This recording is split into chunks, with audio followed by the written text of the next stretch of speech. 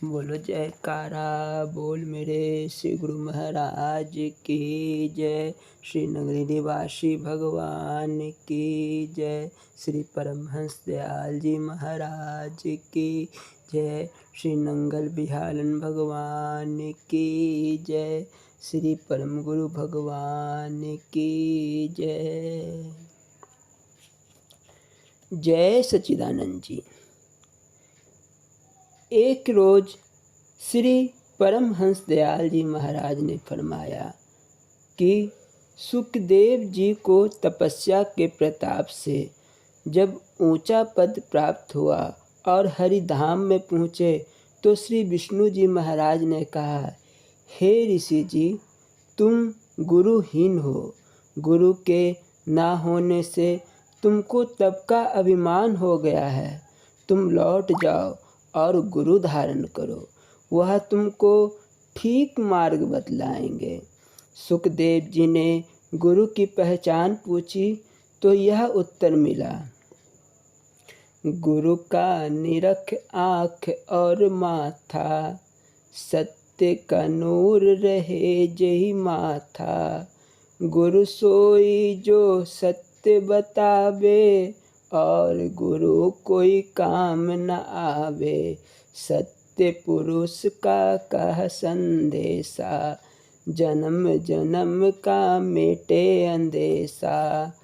पाप पुण्य की आशा नाही, बैठे अच्छे वृक्ष की छाई। भृंगी मत होवे जे पासा, सोई गुरु सत सुनो सुखदासा। छंद। जो रहित घर बतलावे, सो गुरु साचा मानिए। तीन तज मिल आवे, चौथे तासो बचन प्रमानिए। पाँच तीन अधीन काया, न्यार शब्द विदेही।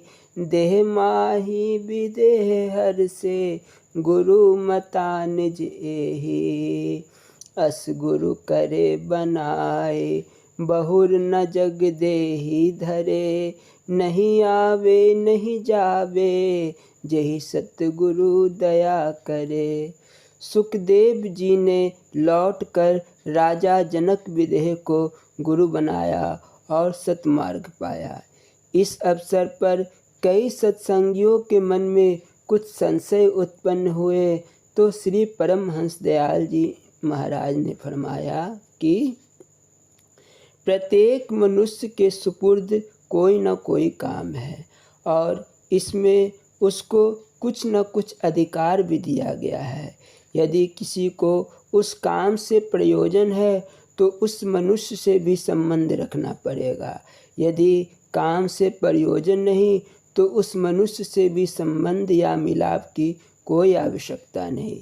दूसरी बात यह है कि गुरु की महिमा में इस स्थान पर यह वर्णन किया गया है कि वह 5 तत्व, 3 गुण, 4 अवस्था का साक्षी और विदेह मुक्त हो तथा उसमें भृंगी कीड़े का सा गुण हो कि जिसको चाहे अपना सा कर ले।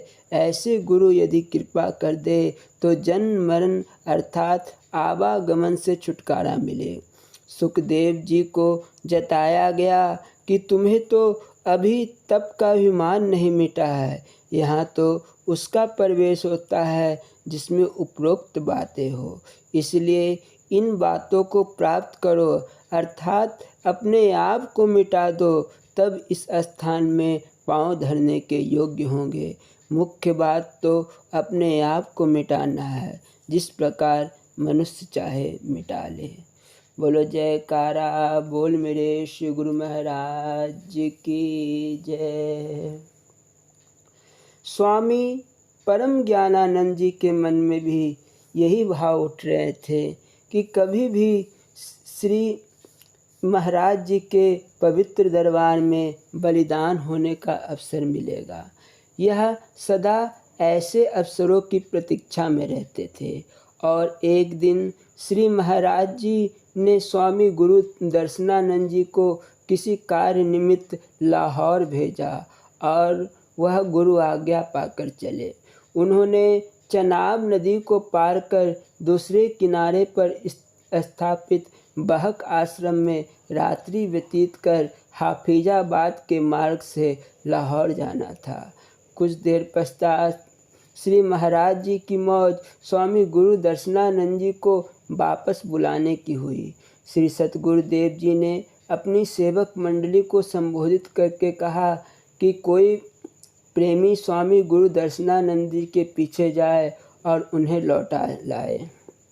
दाता दीनदयाल जी की यह आज्ञा सुनकर स्वामी परम ज्ञानानंद जी ने श्री चरणों में विनती की, दास को जाने की आज्ञा दी जाए।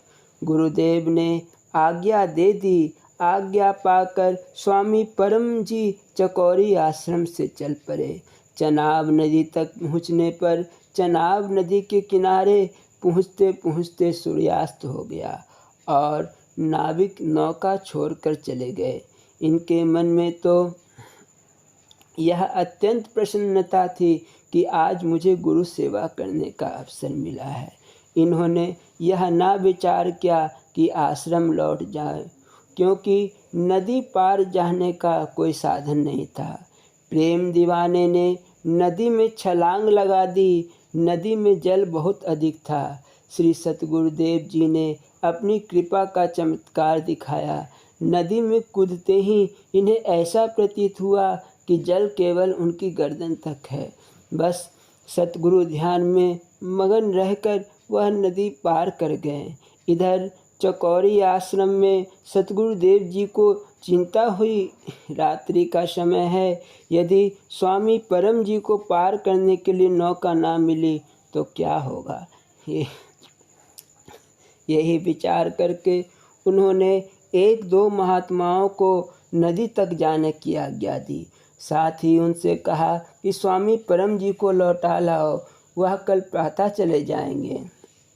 तब दो महात्मा नदी तट पर पहुँचे तो स्वामी परम जी को वहाँ ना पाकर चकित हो गए।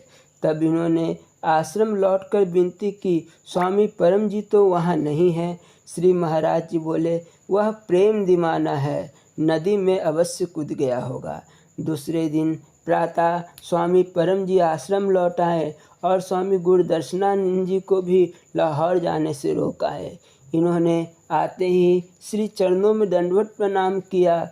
श्री महाराज जी ने प्रसन्नचित्त होकर अपनी कृपा में हाथ देकर आशीर्वाद देकर पूछा, रात को नौका मिली थी अथवा आप नदी के पार गए? आप बोले, भगवान नाव तो मिल नहीं पाई, बस आपकी कृपा के आश्रय नदी में कूद गया। फिर श्री महाराज जी आश्चर्यचकित होकर पूछे, नदी में तो पानी बहुत अधिक था, आप कैसे पार गए? इन्होंने उत्तर दिया, महाप्रभु, पानी तो मेरे गले तक ही था, चढ़ा ही नहीं। अब नौका पर वापस आया हूँ। दाताजी अपनी आपकी अगाध गति आप ही जाने, मुझे तो कुछ समझ में नहीं आता यह कैसे हुआ। स्वामी परम जी की मुख से यह अद्भुत लीला सुनकर सभी संगत बहुत प्रसन्न हुए और श्री महाराज जी की जय जयकार करने लगे। इस पर महाप्रभु बोले, यह सब प्रेमी का प्रेम ही जाने। बोलो जयकारा बोल मेरे श्री गुरु महाराज की जय। वृत्ति श्री नंगल महाराज जी के अमूल्य अमृत प्रवचन। बोलो जयकारा बोल मेरे श्री गुरु महाराज की जय। आज श्री श्री गुरु महाराज जी नाभा में विराजमान हैं। सत्संग की मधुर रस गंगा की धारा बह रही है। सत्संग दिन में है। भक्त जन, माताएं, सब बहनें, सब भाई सभी एकत्रित हैं। भजन कीर्तन का सुंदर समागम है। श्री गुरु महाराज जी का कहना है कि यदि सत्संग से पूर्व कुछ समय भक्तिमय भजनों से कीर्तन कर लिया जाए तो सत्संग में मन और वृत्ति अच्छी तरह लीन हो जाती है। श्रद्धा भाव से सुने हुए प्रभु वचनों का प्रभाव ही निराला है। बोलना जी, हरि ओम, हरि ओम, हरि ओम। सज्जनों, पिछले सत्संग में हम कह चुके हैं कि मन और वृत्ति एक ही वस्तु के दो नाम हैं, किंतु इनके कार्यों में थोड़ी सी भिन्नता है। इसलिए वृत्ति पर विचार दोहराना चाहिए। वृत्ति ही मनुष्य संसार में एक ऐसी वस्तु है जो हजारों ओर फैलकर जीव से नाना प्रकार की चेष्टाएं कराती है। वृत्ति ही माया जाल में फंसाती है और वृत्ति ही माया जाल से छुड़ाकर ब्रह्म तक पहुंचाती है। वृत्ति का स्थान 10वां द्वार, भंवर गुफा, सत्यलोक, दयाल देश, सचखंड, परम पद अथवा शिव शक्ति पद है। इसी स्थान में अमृत कुंड है। इसी अमृत कुंड से वृत्ति रूपी लहर निकलकर नीचे को आती है और सहस्त्रदल कमल में आकर हजारों ओर फैल जाती है। वृत्ति अपने घर तथा अपने स्थान को छोड़कर इधर उधर चली जाती है। इसी कारण जीव का मन और बुद्धि स्थिर नहीं होते। वृत्ति अध्यात्म से उत्पन्न होकर विमुख हो जाती है। विमुखता का अर्थ दुष्टता नहीं है, केवल वृत्ति बाहर की ओर चल पड़ती है, जिससे वृत्ति की पीठ अध्यात्म की ओर हो जाती है। वृत्ति बहिर्मुख होकर अपने स्थान से हट जाती है और संसार में लाल, पीले, हरे, सब्ज, सफ़ेद, काले, गोरे, खट्टे, मीठे अनेक पदार्थों का अनुभव कर रही है। अंदर भी नाम, रूप और गुण का अनुभव कर रही थी, बाहर भी नाम, रूप और गुण का अनुभव कर रही है। भीतर एक सूक्ष्म ब्रह्मांड है। भीतर का सूक्ष्म ब्रह्मांड माया रहित है। बाहर विस्तृत ब्रह्मांड है।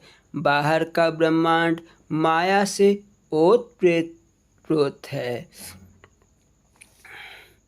यह उसी को प्रकट होने वाली वस्तुओं का अनुभव करेगी। संसार में आकर मायावी पदार्थों का अनुभव करेगी और 10वें द्वार में रहकर सूक्ष्म ब्रह्मांड का अनुभव करेगी। जिस प्रकार बाहर की लीला देख रहे हैं, वैसे ही अंदर का चमत्कार देखेगी। जब बहिर्मुखी होगी तो बाहर के राग सुनती है और जब अंतर्मुखी होगी तो अंदर के शब्द को सुनेगी। अंदर के असीम प्रकाश का दर्शन करेगी।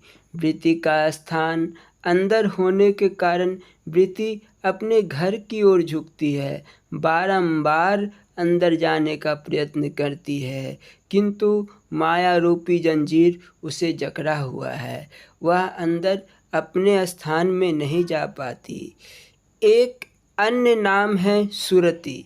वृत्ति और सुरति ये दोनों नाम एक ही वस्तु के हैं। कहीं पर इसे विद्वानों ने वृत्ति लिखा अथवा कहा है और कहीं पे इसे श्रुति कहा है। वृत्ति का असर शब्द, रूप, रस और गंध में होता है।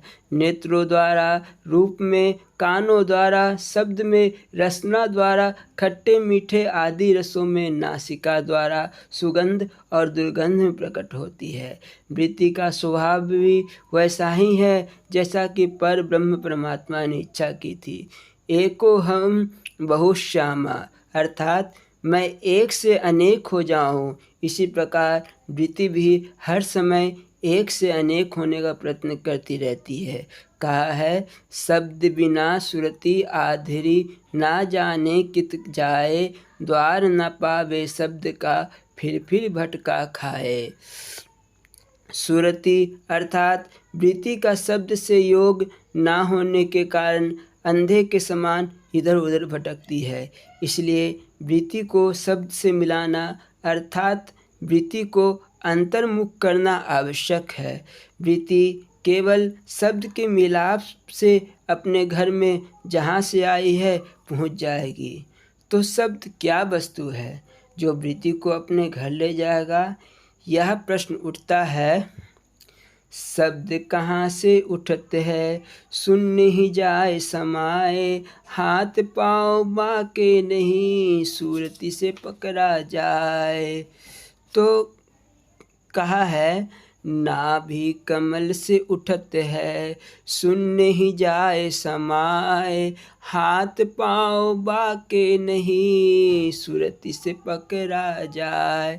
तो सुरति अर्थात वृत्ति से ही शब्द पकड़ा जाता है और शब्द से मिलकर ही वृत्ति ब्रह्म तक पहुँचती है। ध्यान स्थिति के लिए वृत्ति को अंतर्मुखी करना होगा। बिना मंत्र के वृत्ति अंतर्मुख नहीं होगी और ना ही 10वें द्वार को जाएगी।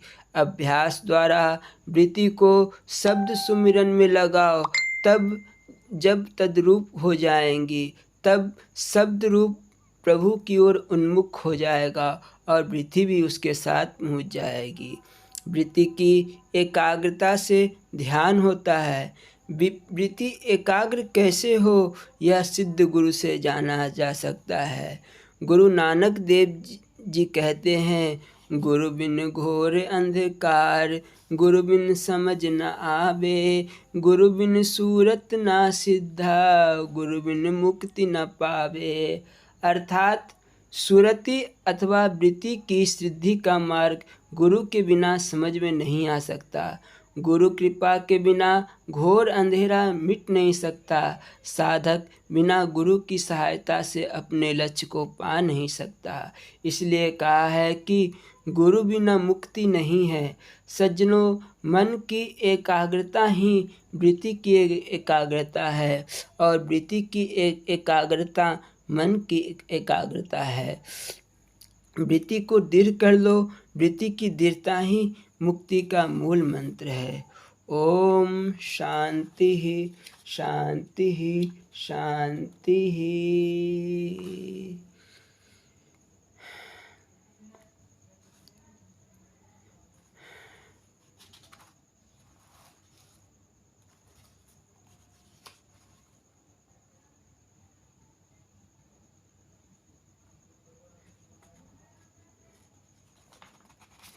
बोलो जयकारा, बोल मेरे श्री गुरु महाराज की जय।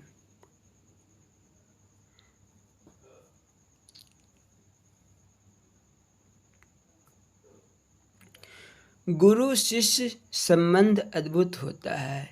यकजान और कालिब दो वाली बात होती है। परम संत कबीर जी के शब्दों में, सतगुरु शिष्य का आत्मा, शिष्य सतगुरु का देह, लखा जो चाहे अलख को, इनमें ही लख ले। अथवा कीट न जाने भृंग को, गुरु कर ले आप समान।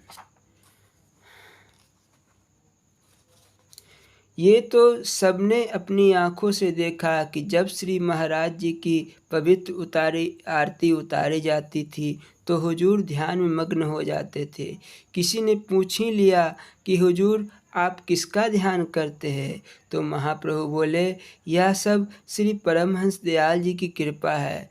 उस समय हुजूर को कुछ शारीरिक सुधि नहीं रहती थी कि कई सेवादार उनके शरीर को थामे रहते थे। बोलो जयकारा, बोल मेरे श्री गुरु महाराज की जय। अप्रैल सन 1934 में जब श्री महाराज जी अपनी जन्मभूमि टेढ़ी पधारे और अपने हृदय सम्राट श्री परमहंस दयाल जी की पावन समाधि के दर्शन किए तो दीवान भगवान दास जी से कहा कि आप भक्त अमीर चंद जी से कहो कि श्री परमहंस दयाल जी की समाधि हमें दे दे। मैं अपनी भावना पूर्ण करना चाहता हूँ। अपने गुरुदेव की समाधि सोने की बनवाऊँगा और इस पे हीरे जवाहरात आदि लगवाऊँगा।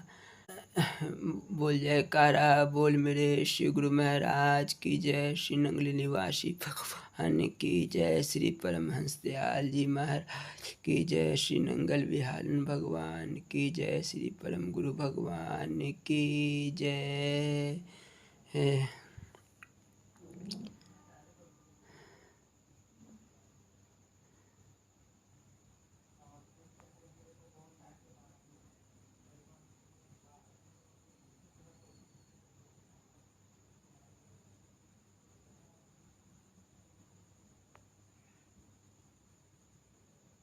जय सच्चिदानंद जी।